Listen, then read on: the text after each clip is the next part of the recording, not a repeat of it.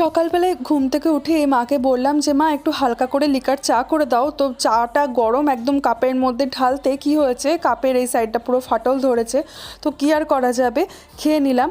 আর যেহেতু তোমরা সকলেই জানো এখন প্রচণ্ড পরিমাণে গ্যাস ভিব্রাট যাচ্ছে, তার জন্য এখন ইন্ডাকশানে মানে আমাদের ঠাকুরের যে ইন্ডাকশানটা সেখানের মধ্যেই নিরামিষ খাবারগুলো রান্না করা হচ্ছে। আর এখানে দেখতে পাচ্ছ অনেক দিন পর ইচ্ছা হয়েছিল একটু পটল পনির খাবো, তাই পনিরগুলোকে ভালো করে স্লাইস করে কেটে নিয়ে একটু নুন হলুদ আর লঙ্কার গুঁড়ি মিশিয়ে নিয়ে ভালো করে ভেজে নিয়েছিলাম। আর তারপর ওখান থেকে তোলার পর একটু গরম মশলা, গোটা গরম মশলা দিয়ে আলুগুলোও ভালো করে ভেজে নিয়েছিলাম।